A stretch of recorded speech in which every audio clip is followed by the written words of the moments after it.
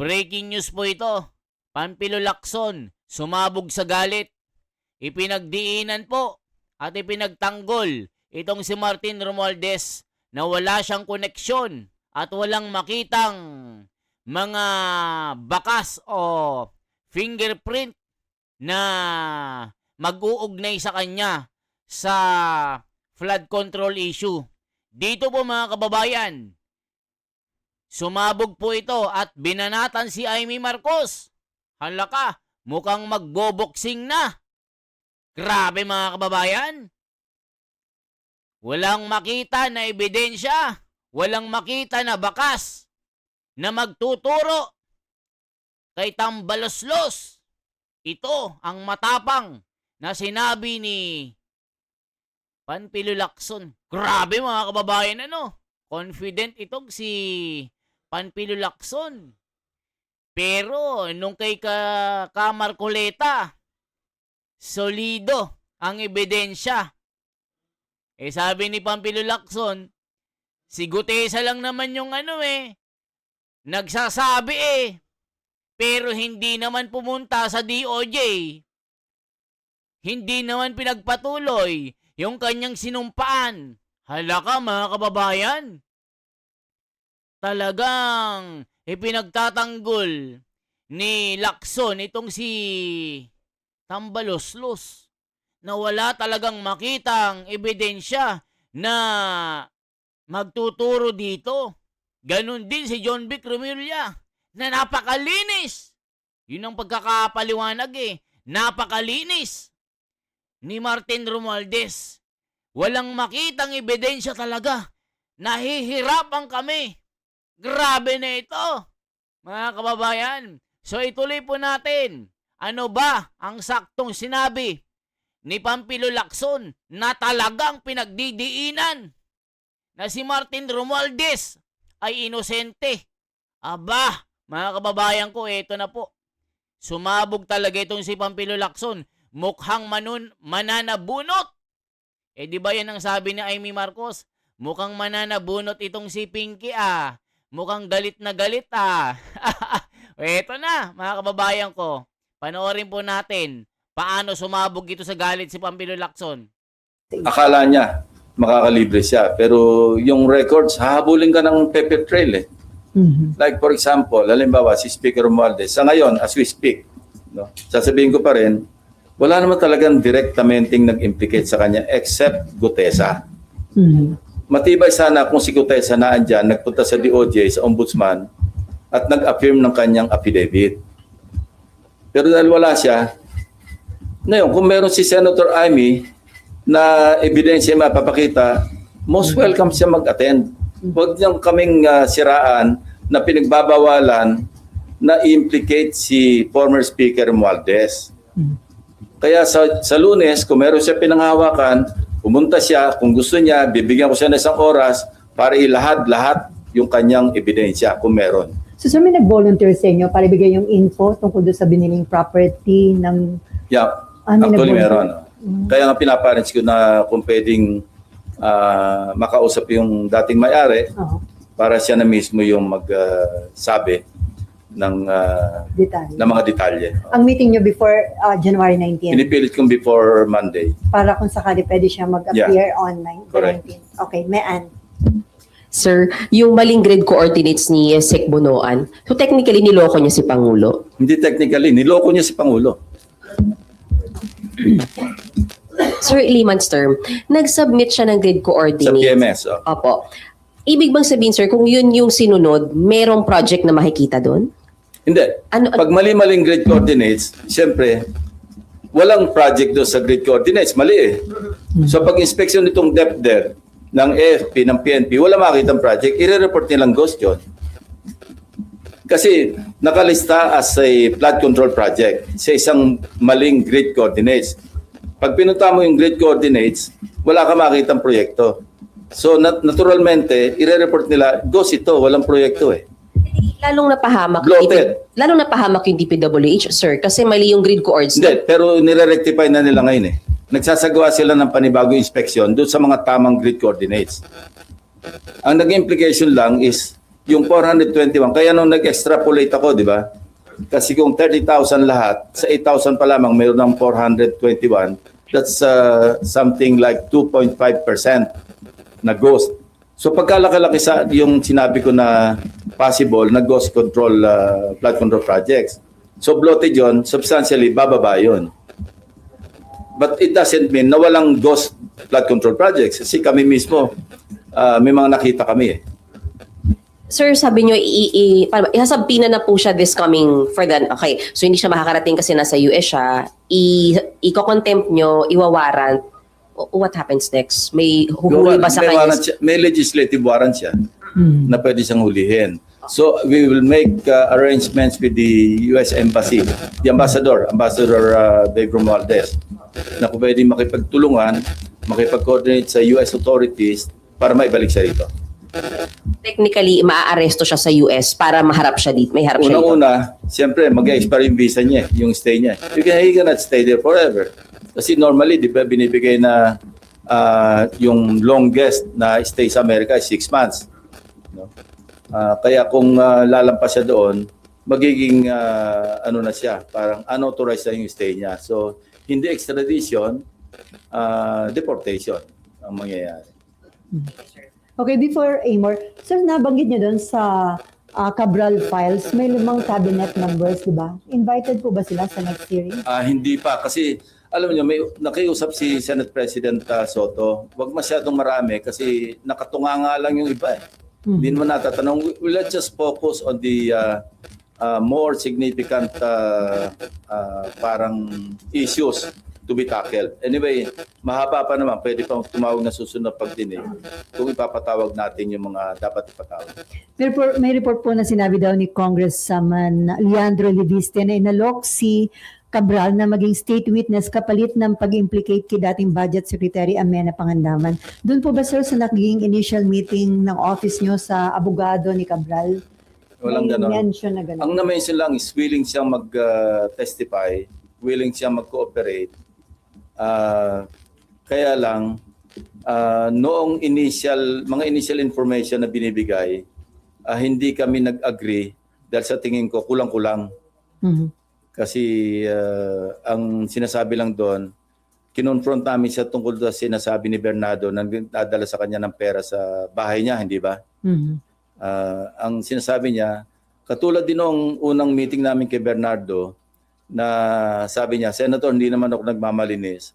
Siyempre, pagka birthday ko, pagka Christmas, nireregaluhan ako ng mga district engineers, regional directors, mga 100 million, mga ganon. So, doon pa lang, red flag na sa amin yon. Sino magbibigay ng birthday gift na 100 million?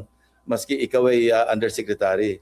So, nagsenyasan kami ng aking 2 legislative staff na wag na naming gambalain kasi nga, nag-open up na. Ganon din yung kay Undersecretary Cabral. Through the lawyer, hindi ko naman nakaharap si Undersecretary. Wait lang mga kababayan. Ano yung sinasabi ni Ping Lacson na walang nag-i-implicate or wala pong matibay na ebidensya na nagtuturo kay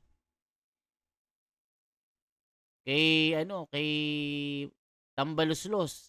Na yun yung tawag kasi, Tambaluslos eh. Bakit kay Gutesa? Doon kinuha ng ICI yung ebidensya na para makasuhan itong itong mga, 'di ba, 3 tinuturo ni Gutesa na si Saldico, Martin Romualdez at BBM ba yun kung hindi ako nagkakamali? Bakit kinasuhan mo ng kinasuhan ito at tinakot mo ng tinakot? Kung talagang gusto mo na si Gutesa ay magpatuloy, bakit kung ano-ano yung mga alibay mo? Na nameke ng signatura. Tapos si Marcoleta pinagdududahan mo pa. Kaya ka na sasalpak ni Marcoleta sabi dito ng mga ng mga komento. Ayan ayan kwento ni Pinky. Kwento daw ni Pinky. Grabe talaga, Pinky. Ang galing mo magkwento. Ang sabi dito mga kababayan, di nyo nga mahuli si Saldico, bunuan pa kaya? Ayan mga kababayan ko, tuta ka. Pinglakson isa kang tuta. Tama ka na, tuta ka. Ayan o, daming mga komento. Ayan, kwento mo Pinky. Para kang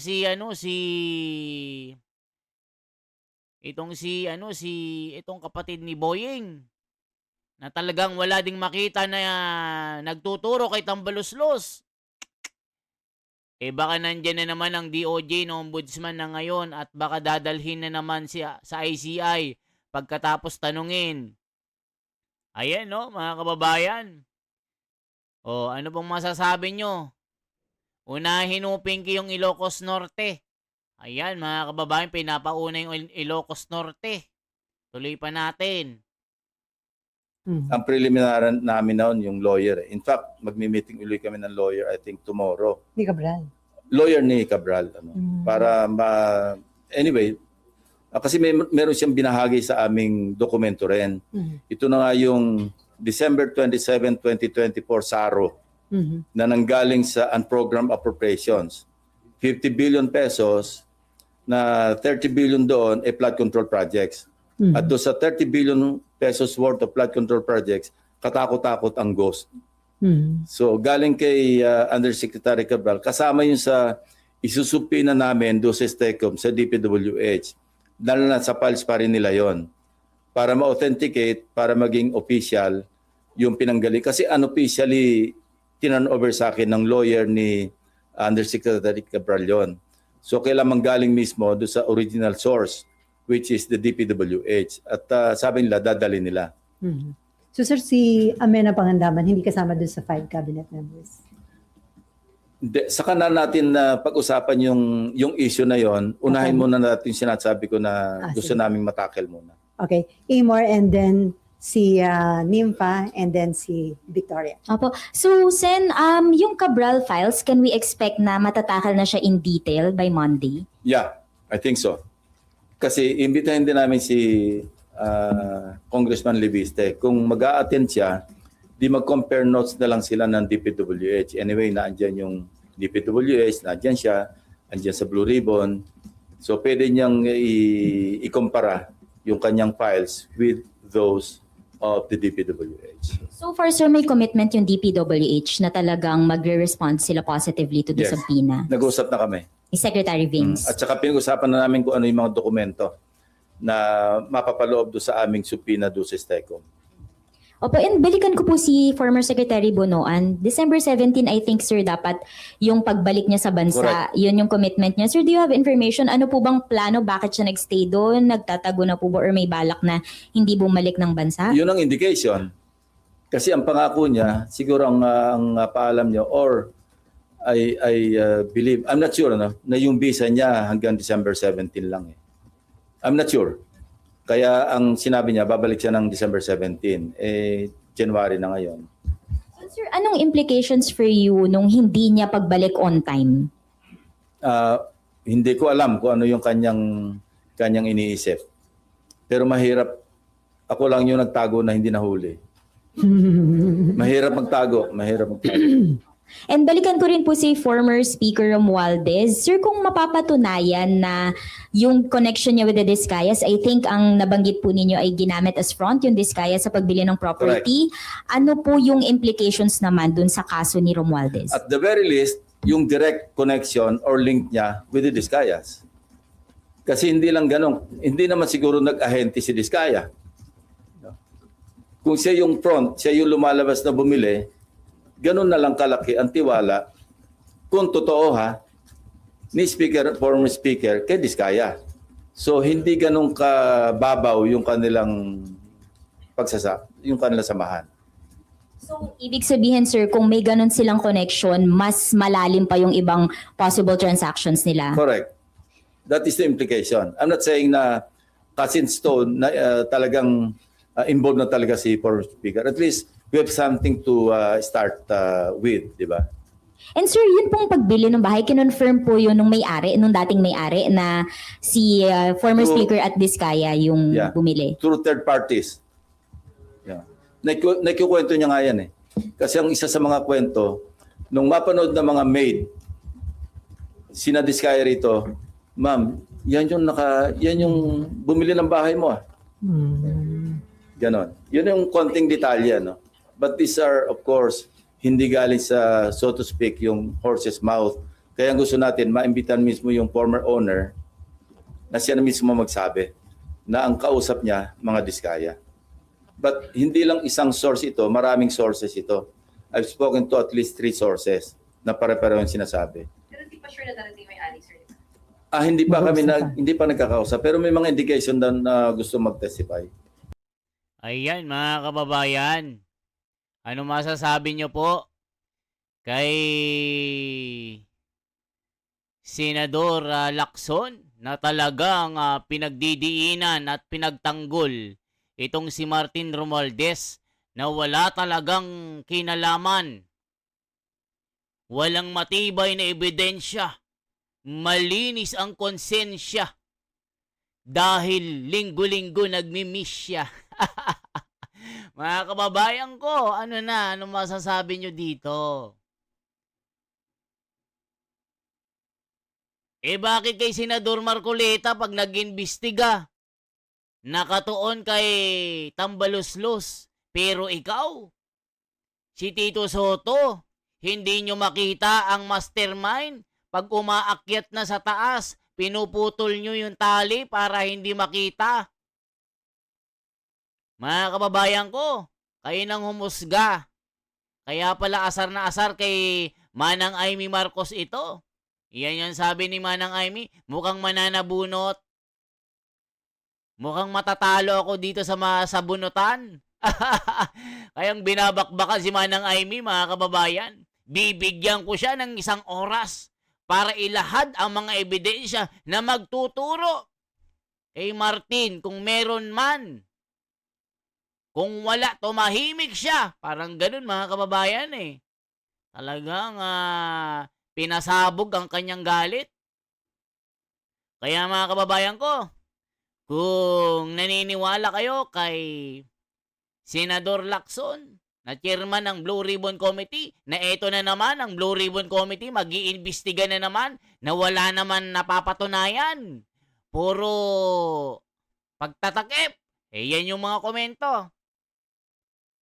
I-comment nyo po mga kababayan kung naniniwala kayo dito kay Ping Lacson. Saan kayo naniniwala? Kay Marcoleta or kay Lacson? Kasi pag dito kay Marcoleta, kay Senador Lacson, hindi makita ang bakas kay Tambaluslos. Pero kay Marcoleta, napakaliwanag. Tumbok ang mastermind. Okay po? Isang like, isang share po, at isang subscribe. At sabihin nyo kung anong location po kayo, okay? Kung anong lugar po kayo yung nanonood. Para masaya. Mas maraming share, mas maraming comment, at maraming subscribe. Okay na po sa akin yun. Okay po? Mabuhay po mga Pilipino. Huwag po tayong tumigil na maghanap ng hustisya para mapanagot ang mga magnanakaw dito. For transparency, for a better democracy, suportahan po natin si Senador Marcoleta. Tulungan natin makahanap ng hustisya dito para mapanagot ang mga nagnakaw sa kaban ng bayan na hanggang ngayon ay nagpapakasaya. Okay? Ako si The Wonders Philippines. Mabuhay po.